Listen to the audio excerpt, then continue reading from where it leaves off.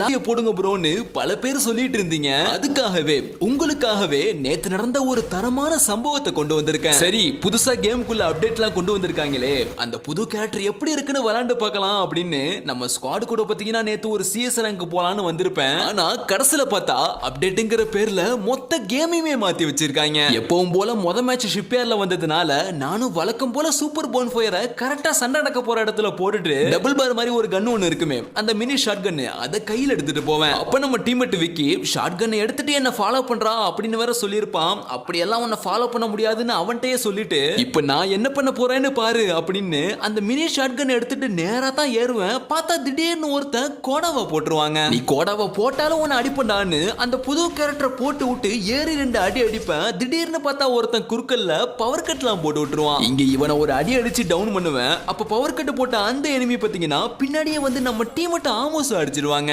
அவனுக்கும் மண்டையில 2 அடியை போடுவேன். உடனே பின்னாடில இருந்து ஒருத்தன் சொறி ஆரம்பிச்சிருவான். நானும் அவனை தசை திருப்புறதுக்காக ஒரு சுத்திட்டு வந்து விக்கிட்ட இருந்தவனுக்கு 2 அடியை போட்டு டவுன் பண்ணி அடுத்து விக்கியை டவுன் பண்ணவனையும் அழுத்துன்னு அழுத்தி எடுத்து மொத ரவுண்டையும் பாத்தீங்கன்னா ஈஸியா ஜெயிச்சாச்சுங்க. யாரா இவங்க இப்படி அடி வாங்குறாங்களேன்னு பேரை மேல தொட்டு பார்த்தா நம்ம தமிழ் பசங்க மாதிரி தெரிஞ்சது. இத பார்த்தனா சரி ஃபன்னா இந்த மேட்சை முடிச்சு விட்டுட்டு அடுத்த மேட்சை போடுவோம் அப்படின்னு இந்த ரவுண்ட் ஒன் ஷாட் கன் எடுத்துட்டு நேரா போவேன். எனக்கே இந்த கன்ல சுத்தமா வேட வராது. திடீர்னு ஒருத்தன் இந்த நேரத்துல அடிக்க ஆரம்பிச்சிருவான். நான் கொரோனாவை போட்டு 2 அடியை போட்டு விட்டுருவேன். உடனே டவுனை கில் எடுத்துட்டு வீட்டுக்குள்ள பார்த்தா ஒருத்தன் மெடிக்கெட் போற சிம்பிள் காட்டும். அவனை அடிக்கலான்னு போகும் பொழுது திடீர்னு ஒருத்தன் குறுக்கல்ல ஓடுவான். அவனை துரத்தலான்னு பார்த்தா கீழ இருந்து நம்ம விக்கிய டவுன் பண்ண நானும் ஏறி போய் இந்த கேரக்டரை போட்டு அடிக்கலான்னு போவேன். அவன் என்ன அடிச்சிருவான். இந்த இடத்துல கடைசியா இருந்தது பாத்தீங்கன்னா நம்ம ஆன்லைன் பிளேயர். திடீர்னு இவர் ஏறி வந்து ஒரு ஓரியனை போட்டு டவுன் பண்ணி கடைசி எனிமியை முடிச்சு விட்டு அந்த ரவுண்டே பாத்தீங்கன்னா ஜெயிக்க வச்சிருவாரு. இங்க இவ்வளவு நேரம் இந்த ஆன்லைன் பிளேயரை திட்டிட்டு இருந்த நம்ம ஆமோஸ் இவன் அடிச்ச அடுத்த செகண்டே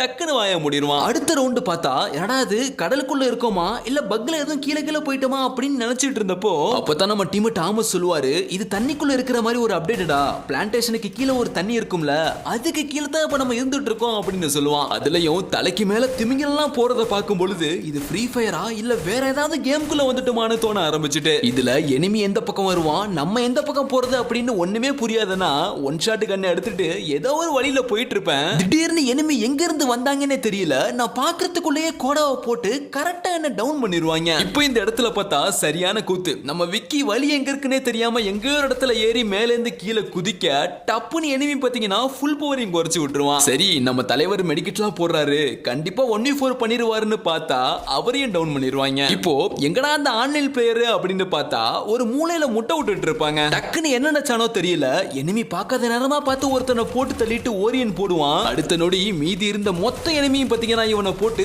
சாத்தி எடுத்துருவாங்க. எங்க கூட என்ன பிரச்சனையோ தெரியல, திடீர்னு இந்த பைய கொடிய குத்தி எமோட்லாம் போட்டுட்டு இருப்பான். சரி ஒரு ரவுண்ட் தானே ஜெயிச்சிருக்காங்க, மறுபடியும் நம்ம ஒன் ஷாட் எடுத்து பிராக்டிஸ் பண்ணுவோம் அப்படின்னு நம்ம டீம்மேட் ஆமோஸ் சொல்ல நானும் அந்த கன்னை எடுத்துட்டு ஃபுல்லா ரஷ் பண்ணிடுவேன். திடீர்னு ஒருத்த வீட்டுக்குள்ள வர நான் குரோனோவை போட்டு ஒன் ஷாட் கன்னை வச்சு ஒரு டவுன் பண்ணுவேன். டக்குன்னு ஒருத்த பின்னாடி வந்து என்ன அடிச்சிட்டு அங்க 2 டவுன் பண்ணி வச்சு நான் ஆமோஸையும் பாத்தீங்கன்னா முடிச்சு விட்டுருவான். எனிமி சைடும் 3 டவுன் எங்க சைடும் 3 டவுன் அப்படின்னு இருந்த நிலையில அப்ப நம்ம டீம்மேட் இன்னொருத்த எங்கடான்னு பார்த்தா கடைசியா தான் வந்தாரு விக்கி அப்படின்னு நான் பல ஷாட்ஸ்ல சொல்லி கேட்டிருப்பீங்க. சரி அதே மாதிரி தான் இப்பவும் இங்க வந்து ஏதோ ஒரு சம்பவம் பண்ண போறான் போல அப்படின்னு நினைச்சிட்டு இருப்பேன். அவன் வர்றதுக்குள்ள எனிமி 3 பேர் ஆயிருவாங்க. இந்த இடத்துல சரி மெடிக்கெட் பெட்லாம் காட்டுது, ஆளுக்கு ஒரு அடியை போட்டு ஈஸியா முடிச்சு விட்டுருவான் அப்படின்னு பார்த்தா எனிமி அந்த 3 பேரும் ஒன்னா சேர்ந்து இவனை முடிச்சு